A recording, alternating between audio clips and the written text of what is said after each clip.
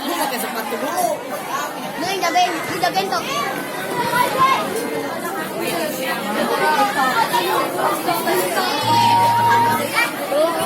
Cuma nyoba doang lu.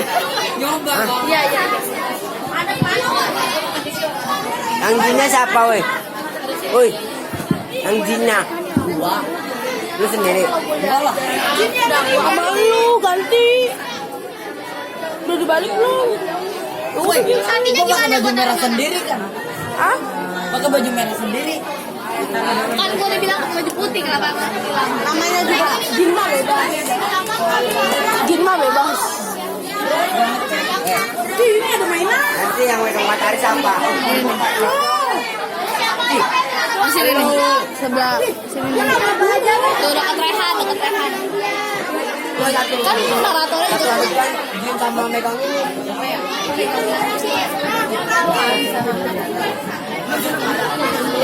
yang megang gua.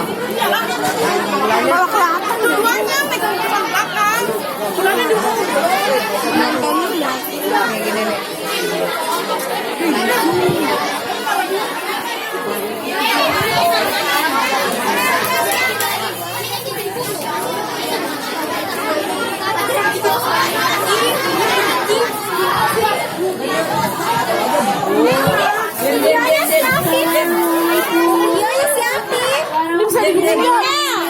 Bisa diginiin nggak? Bisa diginiin nggak? Woi, bisa diginiin nggak? Apa aja? Kami dari kelas 7B angkatan yang megang temennya. Jadi kau yang megang kamera. Ya udah, itu kamu yang megang siapa? Saya nggak mau. Megang siapa kami? Kim, musik. Nggak usah saya bu. Jangan dipaksa-paksa.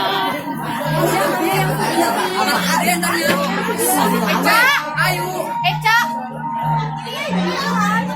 Alkisah pada zaman dahulu di tanah Parayangan ada sebuah kerajaan yang dipimpin oleh seorang baginda raja yang ditemani oleh seorang ratu yang hanya memiliki seorang putri bernama Dayang Sumbi yang terkenal dengan kecantikan dan juga kecerdasannya.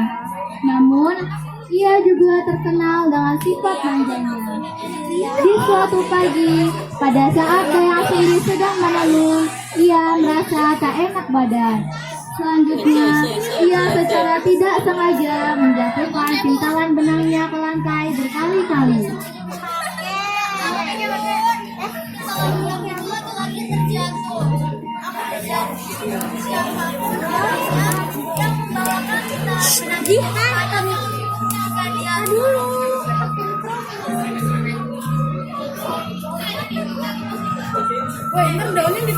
Ya ampun, pintalan benang itu lagi-lagi terjatuh.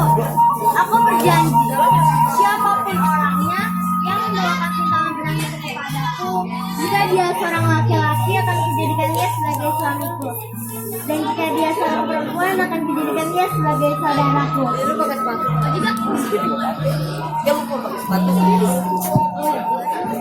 Beberapa saat setelah kata-kata perjanjian tersebut diikrarkan, tiba-tiba datanglah seekor anjing yang sakti bernama Tuma.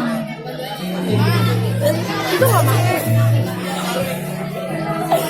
Ayo lihat di sana.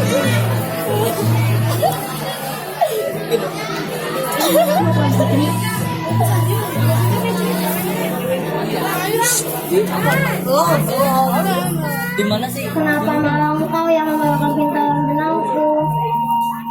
Atau tidak suka aku harus menjadikan anjing sebagai suamiku?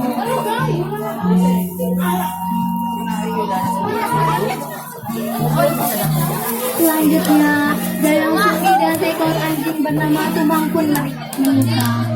Karena malu, kerajaan mengirimkan Dayang Sumbi ke hutan untuk hidup mencari temannya.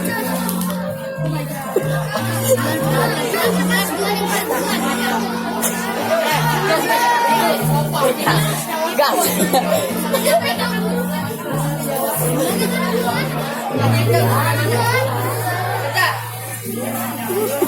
Itu loh.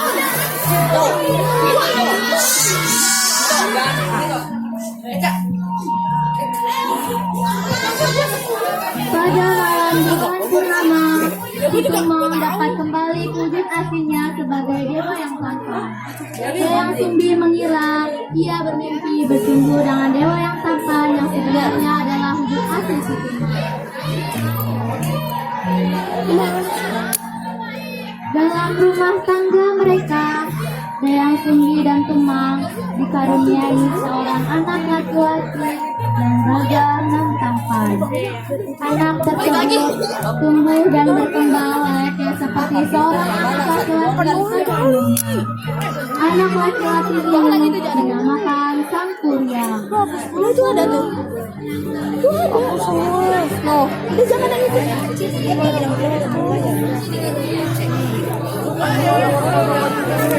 10 tahun kemudian, dalam perjalanan perkembangan pertumbuhan Sang Kuryang, keseharian Sang Kuryang selalu ditemani oleh Tumang yang selama ini ia ketahui hanyalah seorang anjing biasa yang selalu setia menemaninya. Dalam perjalanan waktu yang Sang Kuryang berkembang dan tumbuh menjadi seorang pemuda yang tampan dermawan dan baik. Pada suatu ketika, Dayang Sumbi memanggil Sang Kuryang. Sang Kuryang, Sang Kuryang, pergilah kau sekarang hutan untuk berburu rusa dan ajaklah si Tumang bersama dirimu. Baiklah ya bunda.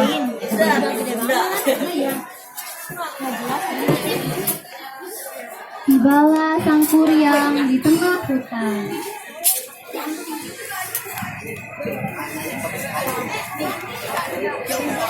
Sudah perjuanganmu untuk mencari hewan buruan kita.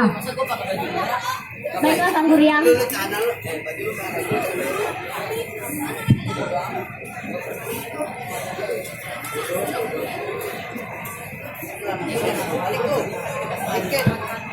Ustaz, aku tidak akan pulang sebelum membawa hasil yang memuaskan.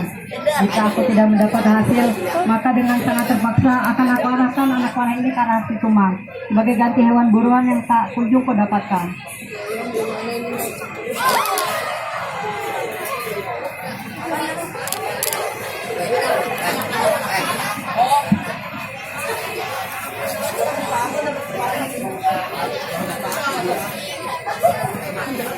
Hasil buruanku. Nak, kau sangat rewel sekali berburu jangan.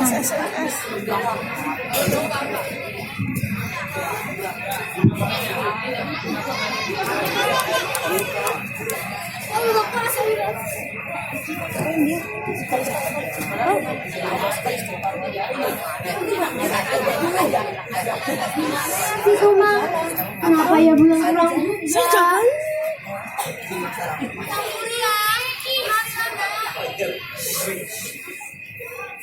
Apa bunda? Kenapa ya pulang-pulang juga? Bunda, Tumang telah mati di tanganku. Sebenarnya hati yang ibu makan bukanlah hati rusa, melainkan hati si Tumang. Apa kau bilang? Jadi daging yang kau suguhkan pada ibumu ini adalah daging si Tumang? Bunda, Dasar anak tak tahu diri. Pergi kau dari rumah ini. baiklah aku akan pergi.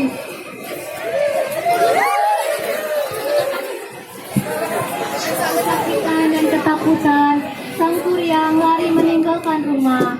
Dayang Sumbi yang menyesali perbuatannya akhirnya mencari Sang Kuryang ke hutan dan memanggil serta menyuruhnya untuk segera pulang.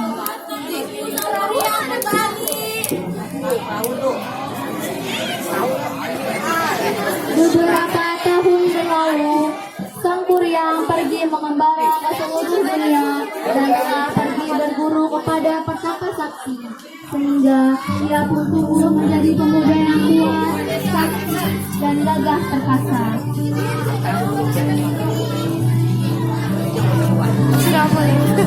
Selanjutnya, ia memutuskan untuk kembali ke kampung halamannya. Sampai di kampung, Sang Kuryang sangat heran melihat banyak perubahan yang terjadi pada kampungnya. Kemudian ia bertemu kembali dengan ibunya. Namun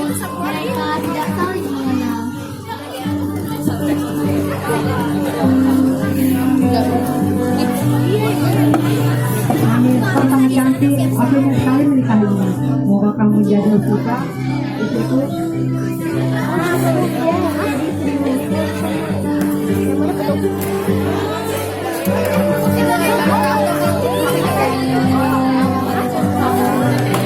Suatu ketika, Sang Surya meminta tolong untuk merapikan ikat kepalanya karena ingin berburu ke hutan. tolong rapikan ikatan kepalaku ini.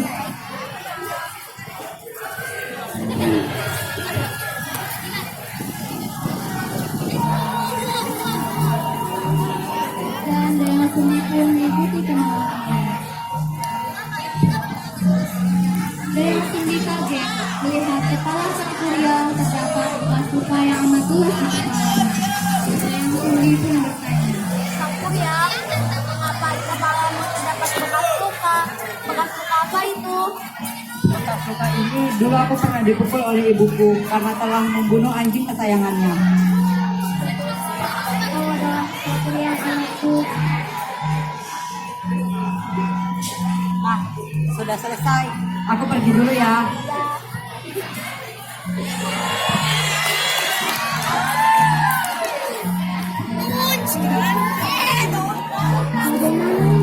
Tahu, aku tak mungkin pengen aku sendiri.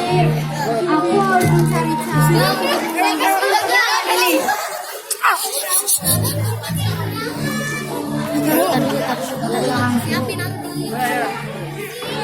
Surya, aku ingin mengatakan hal sesungguhnya bahwa kau adalah anakku. Aku yang dulu pernah mukul kepalamu sudah berbekas seperti itu. Bohong, kau hanya tidak mencintaiku kan? Makanya kau menghalang yang tidak-tidak supaya pernikahannya batal. Apa yang kau ceritakan ini adalah kebenaran. Aku adalah ibumu, nak. Bohong, kau pembohong. Pikir keras, akhirnya Dewa Sindi pun menemukan cara dengan beberapa persyaratan. Hai Sang Surya, apakah kau tetap bersikeras untuk menikahiku? Tentu saja, tekadku sudah bulat. Baiklah, aku bersedia untuk menjadi istrimu, tapi dengan beberapa syarat. Syarat apakah itu? Kau harus membuatkan aku sebuah bendungan untuk membendung sungai Citarum dan membuatkan aku sebuah perahu. Syarat-syarat tersebut harus sudah kau selesaikan sebelum fajar tiba. Baiklah, akan aku penuhi semua persyaratan itu.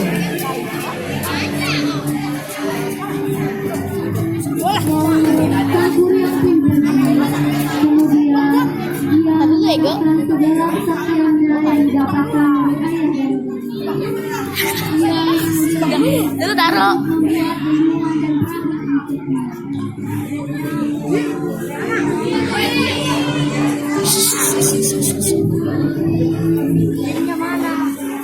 Diam.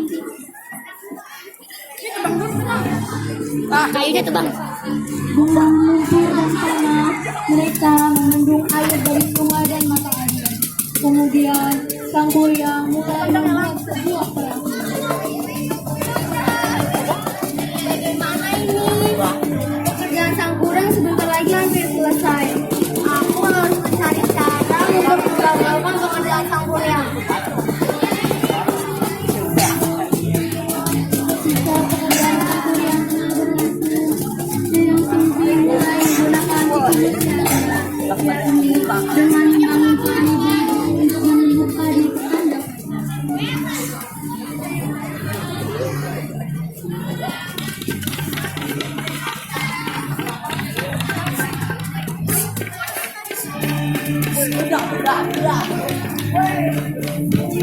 Apakah sudah pagi? Tidak mungkin. Bahkan aku belum menyelesaikan pekerjaanku. Aku tahu, ini pasti tipu muslihat yang Sumbi. Karena tidak mungkin Fajar datang lebih cepat. Dia pasti ingin agar aku gagal supaya pernikahannya batal. Hancurkan saja perahu yang kubuat.